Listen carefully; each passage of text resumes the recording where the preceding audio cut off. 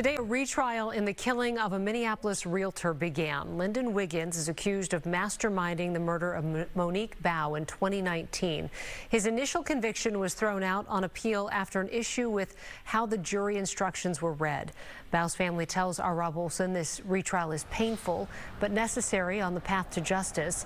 Rob joining us live now with the latest on this case. Rob? Yeah, jury selection beginning today with questionnaires, basically, and then the in-person questioning will begin tomorrow, expected to last much of the week. Opening statements then next Monday. As you mentioned, I spoke to Monique Baugh's mother today about having to go through this trial again. She said, yes, extremely difficult, but necessary on the path to justice. There's an enormous void in our lives, and it is felt every day. This is Wanda Williams-Baugh in court 4 years ago because time and time again since the murder of her daughter Monique, now nearly 6 years ago, Wanda's had to relive the anguish in repeated trials and sentencings of the 5 suspects originally convicted. It actually feels like it gets worse.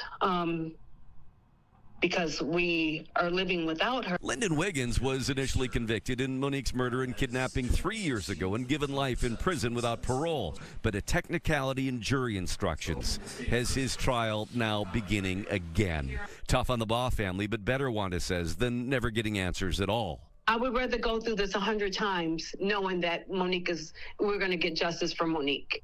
And I know, hopefully we get it this time and it stays. Monique was working as a real estate agent and on New Year's Eve 2019 was lured through fake messages to show a home in Maple Grove. She was bound and then murdered, her body dumped in a Minneapolis alley as part of an alleged plot by rivals of her then boyfriend. Arrests soon followed in the court cases along with them. Monique did not have to die. I didn't have to throw her out like she was garbage either. My baby was so precious. Wanda's been raising Monique's 2 young daughters, and together they wrote a children's book to help process the loss. And she says they think of her every day and think of what they've lost. So I only know, and it can only tell Monique's girls of what their mommy was like as, a kid to 28. I don't know what Monique was going to become. I know she was on the right path to become something extraordinary. October 17th will be Monique Baugh's, or what would have been her 34th birthday, and on that night, the Capella Tower here in downtown will be lit in her favorite colors, chosen by her daughters of pink, sky blue, and purple. Live in Minneapolis, Rob Olson, Fox 9. An incredibly tragic case. All right, thank you, Rob. Well, 3 people